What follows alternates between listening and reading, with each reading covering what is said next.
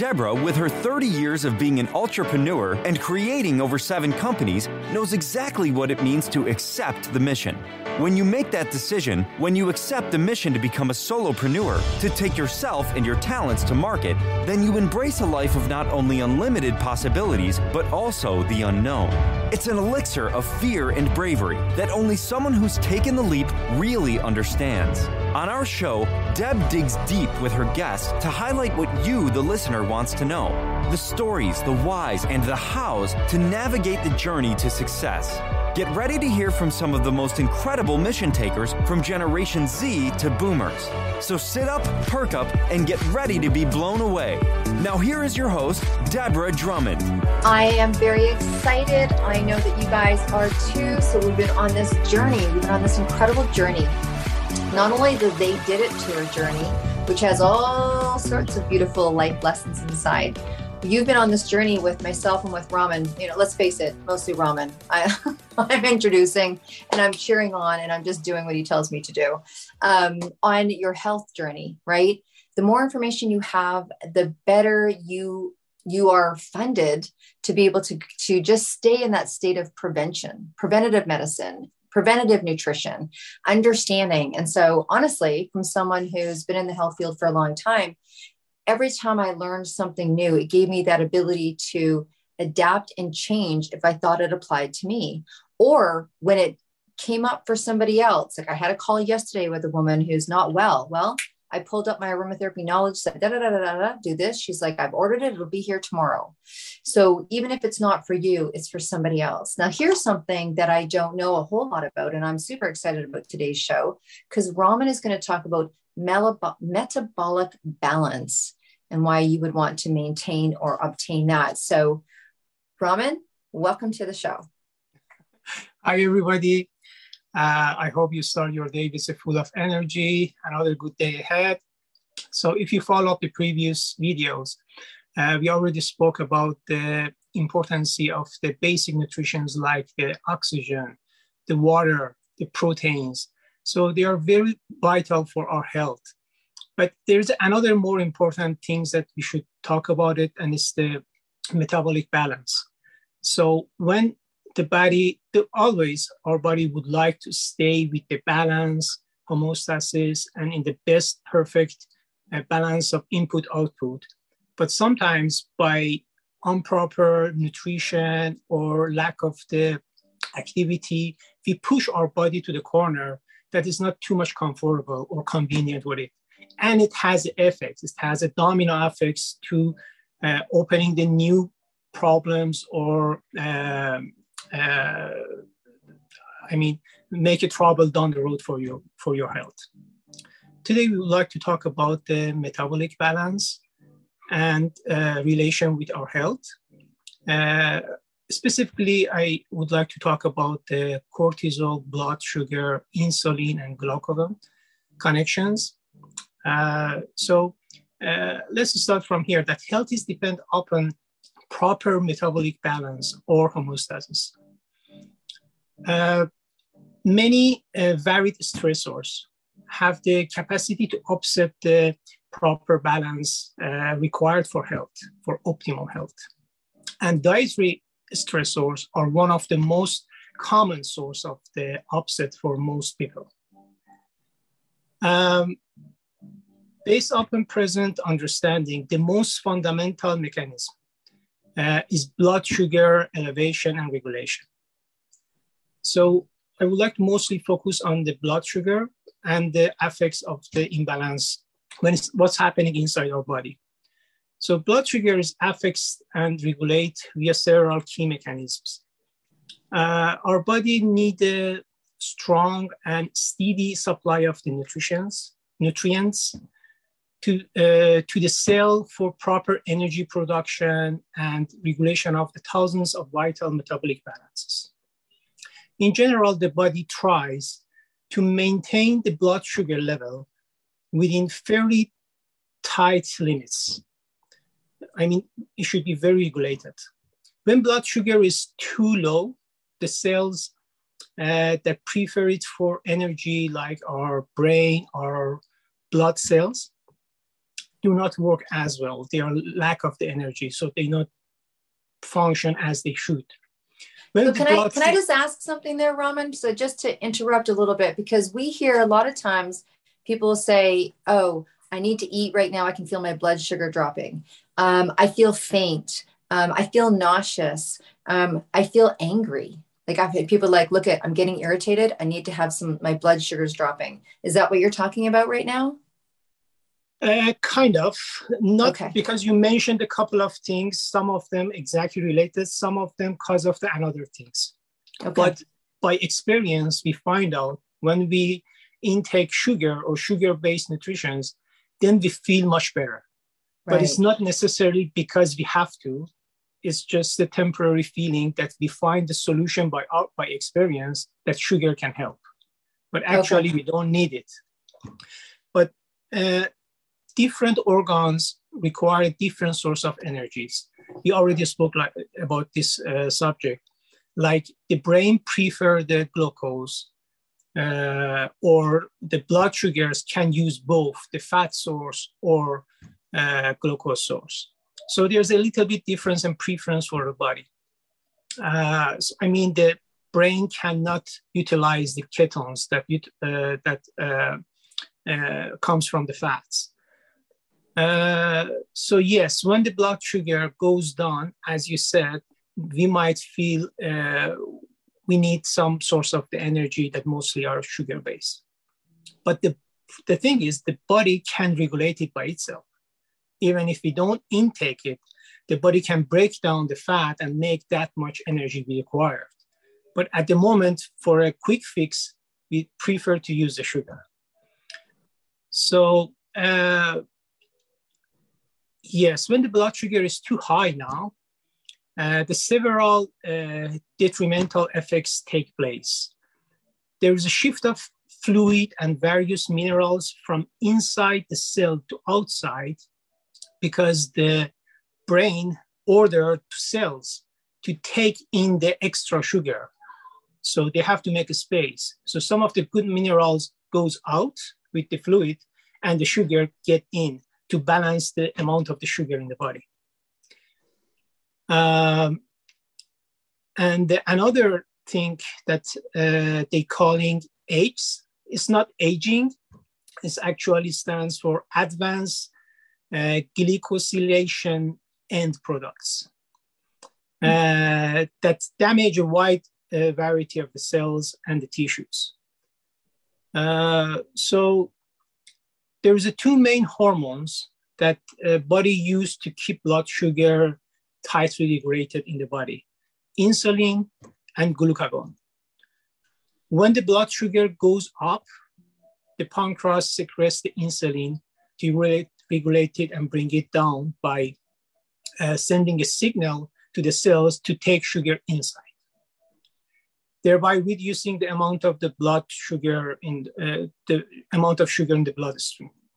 When the sugar blood gets too low, like when you do lots of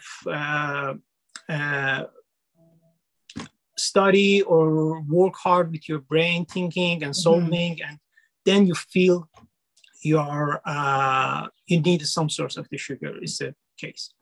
So then your pancreas releases glucagon that metabolize the body store of glucose, that is glycogen, to increase the blood sugar level. Another key hormone that are also serve to increase blood sugar is cortisol. It's another thing you mentioned when you are stressed. But here is a good reason for use of the cortisol in the body is when you are in a vital situation of the fight or flight.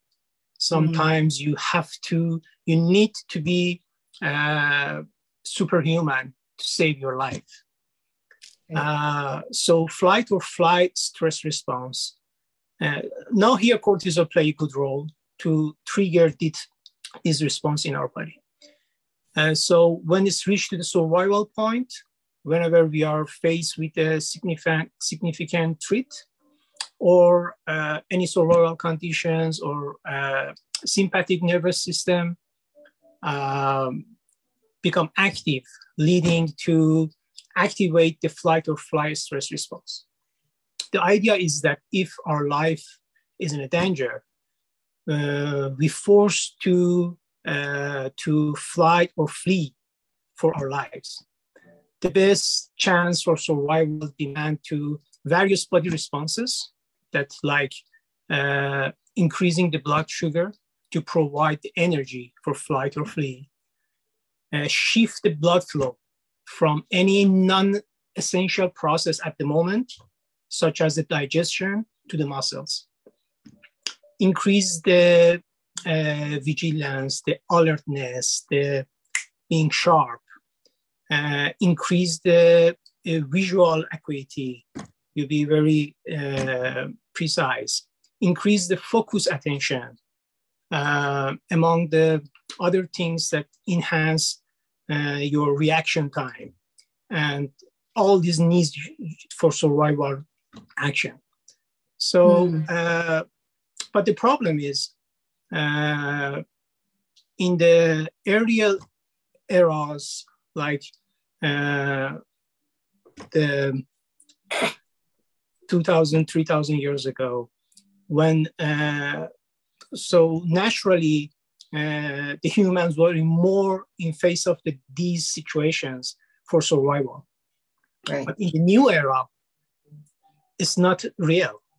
So those stressors or threats is not actual, requires the flight or flee. So mainly or many of physiological change that appears for those stress situations actually is unnecessary. So all those changes happen for that when we are stressed. It could be detrimental effect for our health. It's not good for our survival, not only, but also can be not good for our health. Increasing the blood sugar level, along with subsequent struggle by the body to rebalance itself, become a major source of metabolic disruptions. So with metabolic disruptions, without disrupting you, what does that look like for people? Like, does it show up as disease? Does it show up as fatigue? Does it show up as, so, someone's like, oh, I don't want to disrupt my, what does that look like? How can that be a deterrent? So you heard that stay away from stresses, from stressors. It could be situations, it could be people, it could be just a mindset, right, that you have with your own, your fears, anything that you have by your own, lack of confidence, anything that put you in a situation that your body make it mistake that it should be response to that as a fly or flee. Right. It could be stimulate the same effects that unnecessary. Right. So your blood sugar spikes because of that situation, that it could be cause another problems. Okay. So I'm going to explain that further. So once the key components of metabolic balance that we already give some examples is upset, it leads to domino effects in terms of altering other key factors necessary. Is almost answering your question. For optimum health and function, under normal and optimum dietary condition, the blood sugar levels seldom reach to the level that it needs to trigger the insulin, or it's very small amount of that. However, in current dietary practice of most people, at least in North America, leads to numerous significant blood sugar spikes every day. So this is turn leads to multiple large release of insulin and numerous negative effects associated with this. Insulin has many additional functions in body. It's not just for regulate the blood sugar. beyond the regulations of the blood sugar. It's also do the cortisol and triglyceride production, fat storage, enzyme activity, regulations of the inflammations. So as a master hormone in our body, is when it's triggered in our blood, not only regulate send the signals to the cells to take in the blood sugar, but also do the other things that when you don't need it, it could be cause the more problems for your body to get the rebalance. Elevated insulin leads to metabolic havoc, leading to elevated blood pressure, cholesterol, triglycerides, insulin resistance, obesity, and ultimately to diabetics. Right. Because your body reduces the sensitivity to insulin. So it's not response as fast as it should be because always is high. So large amount of insulin always in your body, and it causes more problems down the road for you. So I just want to stop there for a minute to recap a little bit, because we're talking about diabetes, we're talking about obesity, we're talking about health conditions, which we all know can have, long-term damage.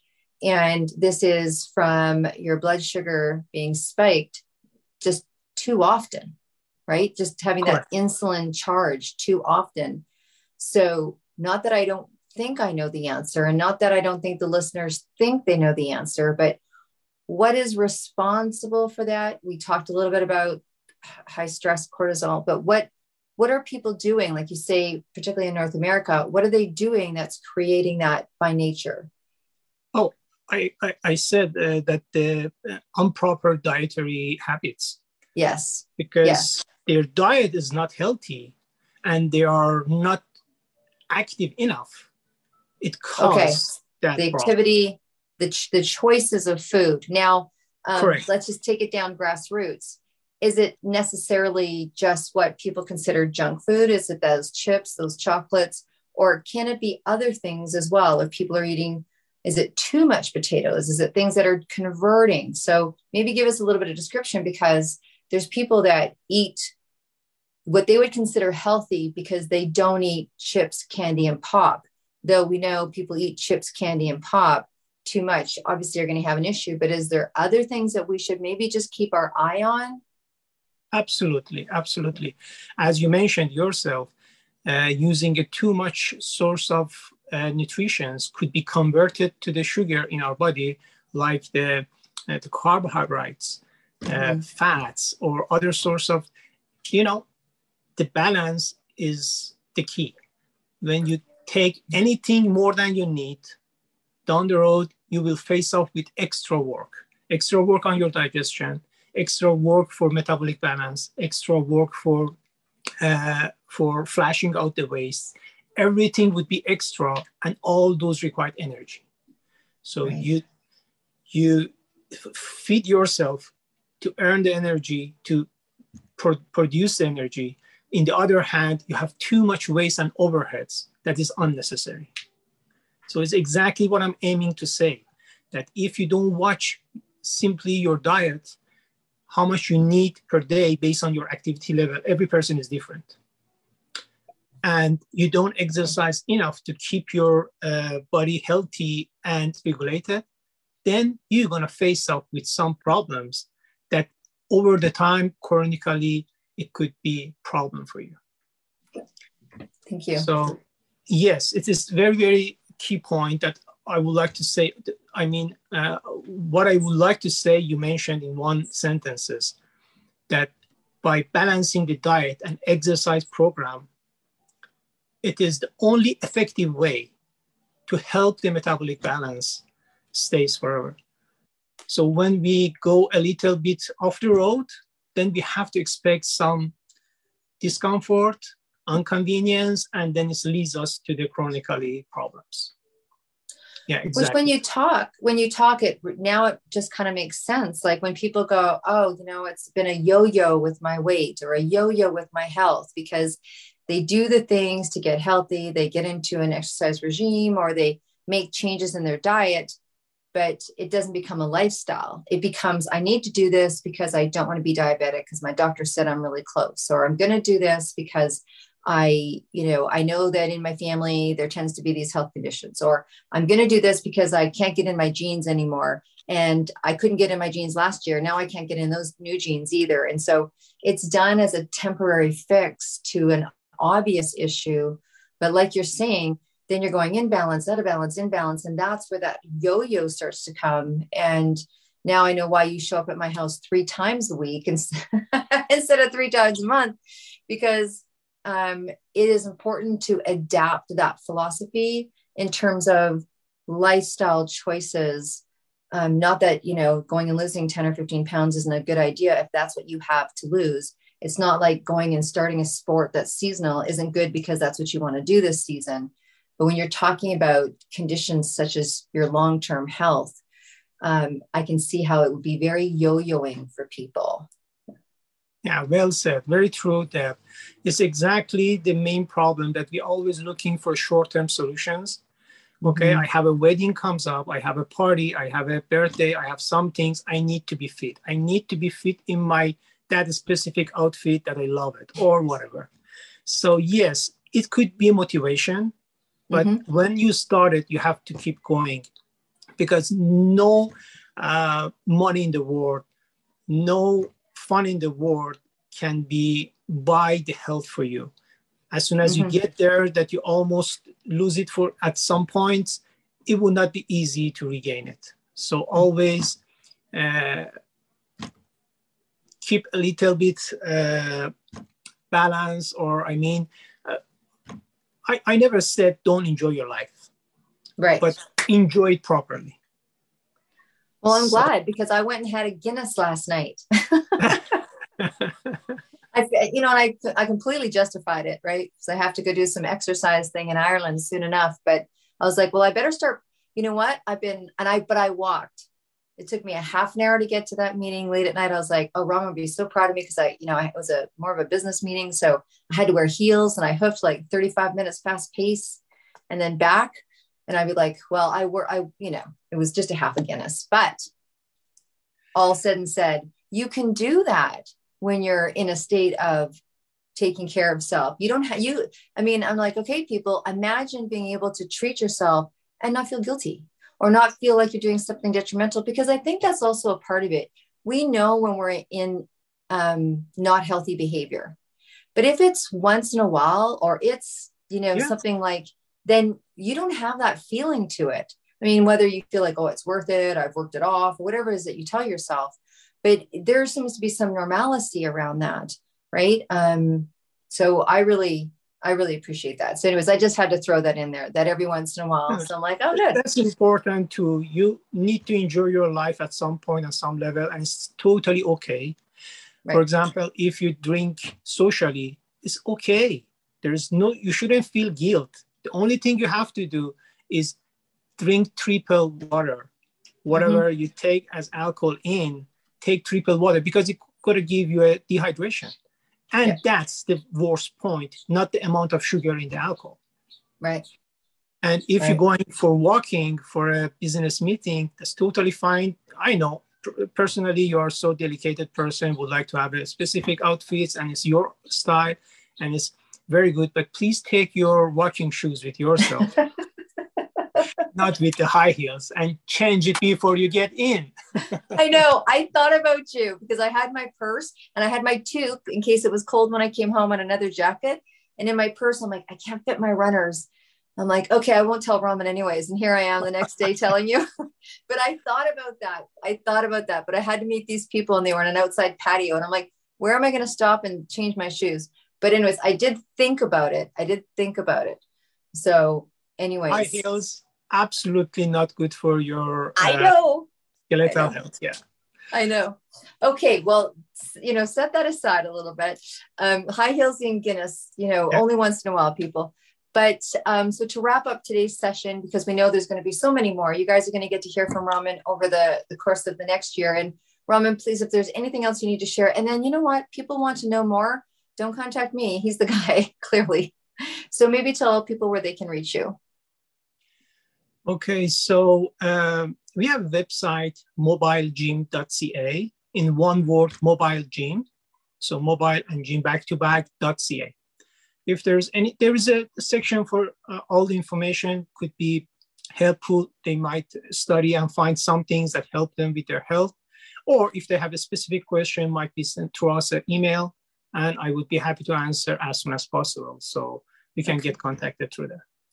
Awesome. And you know what? Just because some people might think that your name is Jim, it's MOBILEGYM, like the gym. And obviously he has a mobile gym and all the sorts of bells and whistles that go with it. .ca. Correct. Thank you. So it's not JIM. Yeah. And that'll be in the show notes as well, that if you're watching this video, you're going to see that. So Ramin, thank you so much for popping in and giving us another incredible tip on nutrition and health.